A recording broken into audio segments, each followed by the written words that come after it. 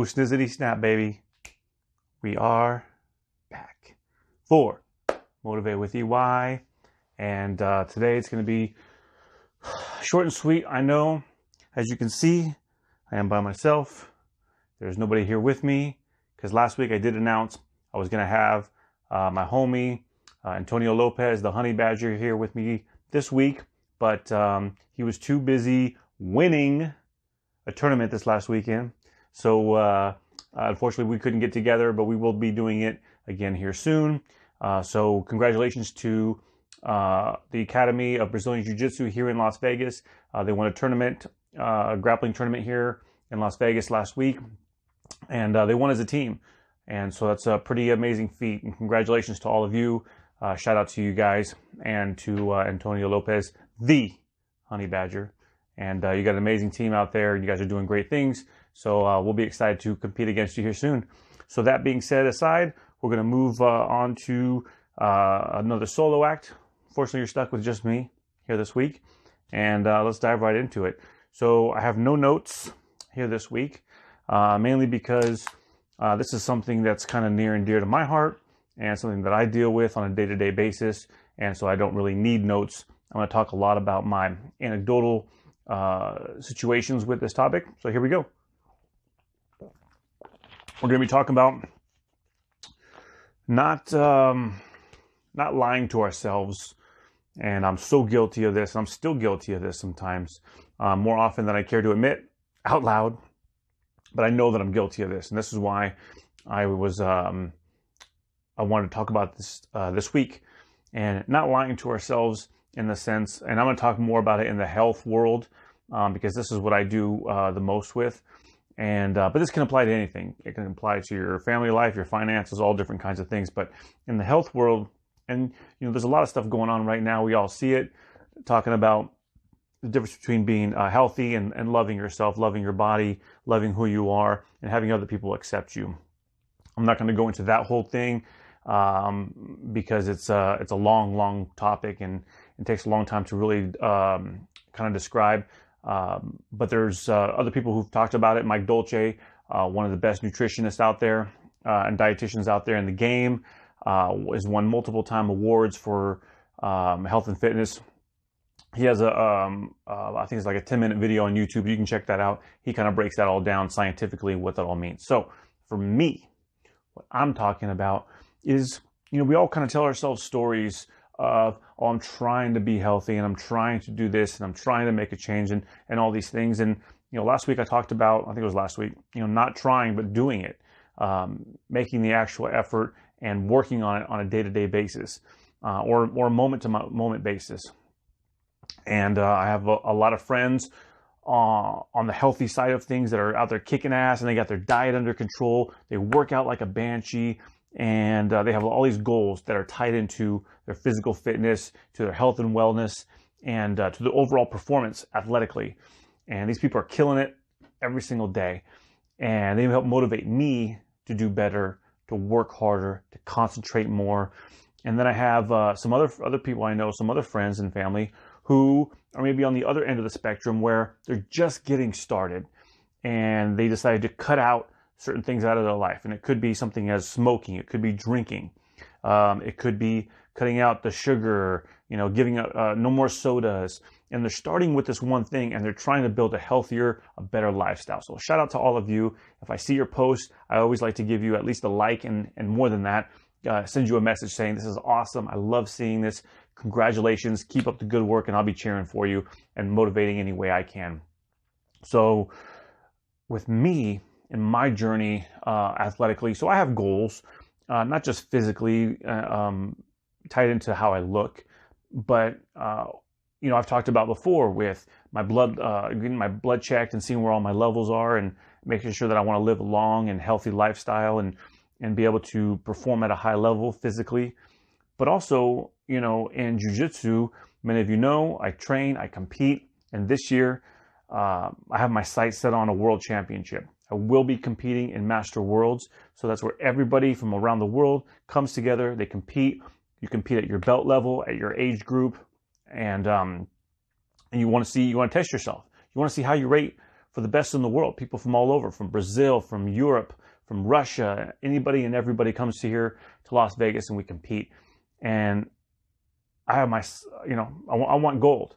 But in order for me to accomplish that, I have to A, get my weight down, so I'm competing at a weight class that I should be competing at, and B, I'm strong enough, I'm healthy enough, I'm fast, I can perform, my gas tank is really good, my cardio is really good.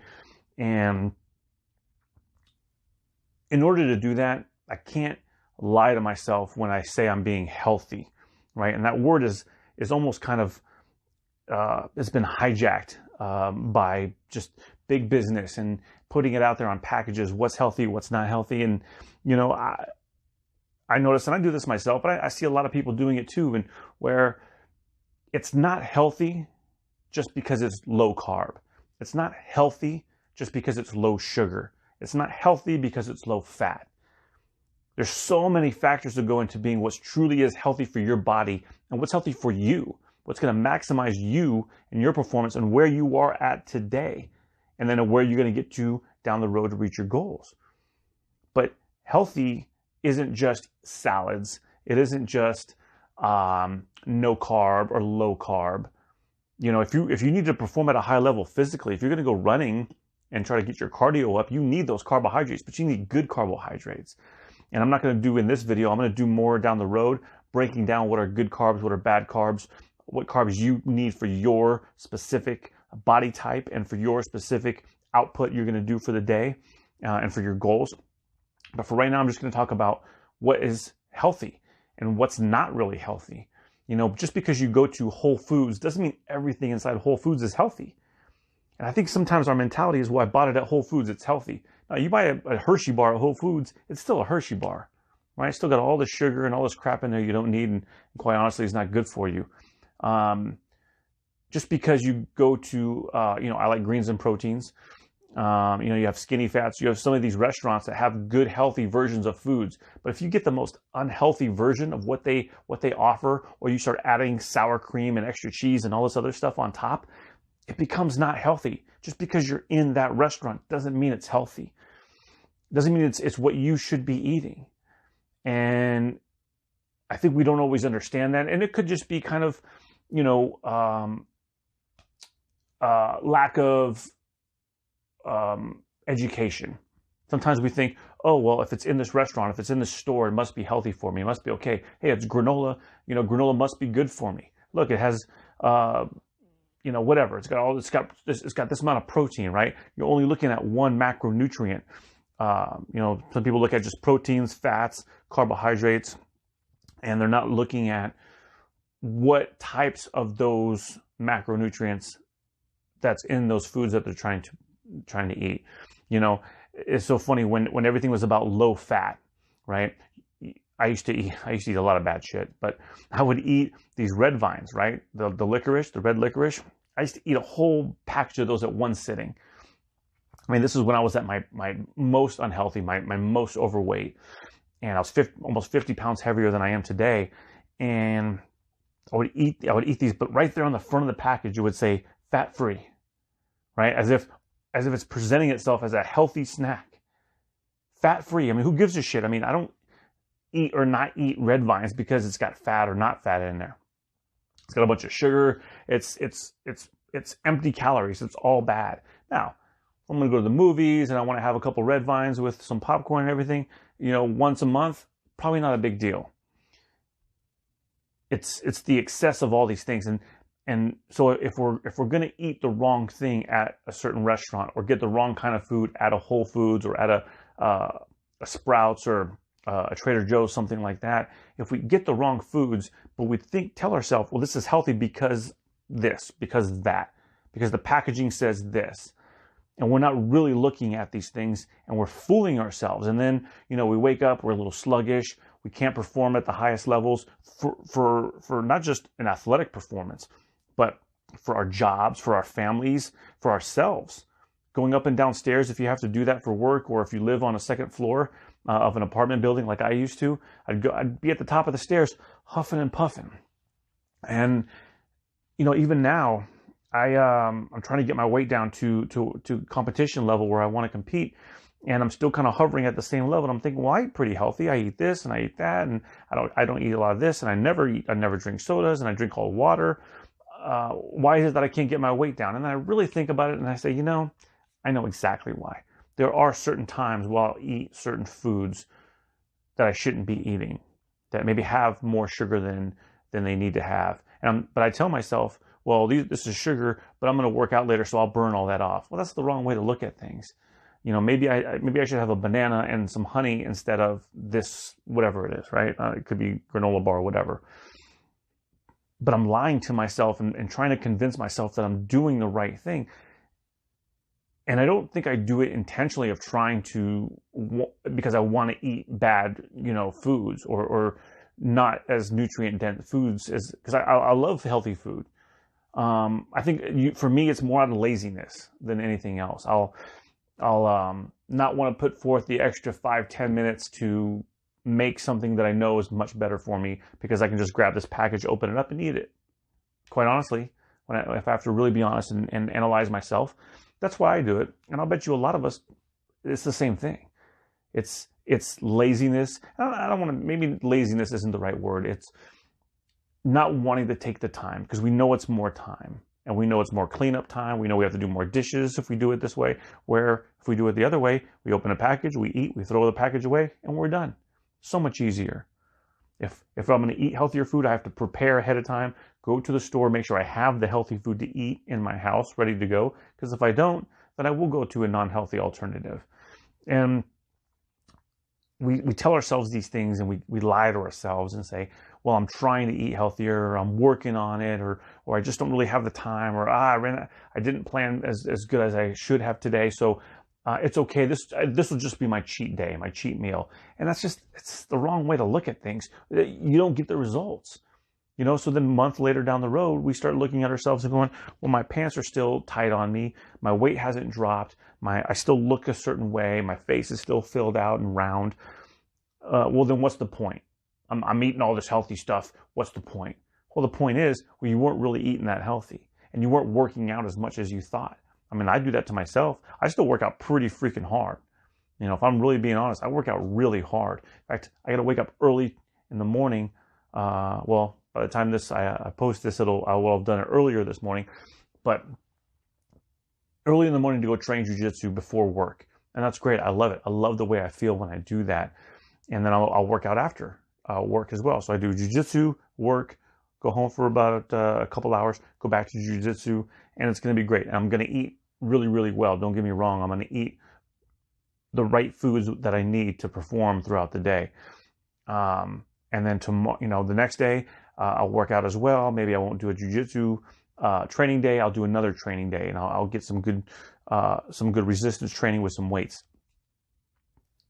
And then I'll take a day off, maybe, or I'll go train the following day. So I have all these, I'll work out or train, probably 5 to 6 days a week, consistently. So I know I put forth the effort, but I feel like I give myself excuses then to be lazy on the eating side and eat things that I know I probably shouldn't be eating. And that's why I'm still stuck at this weight. I'm right at the 180, between 180 and 183 weight range.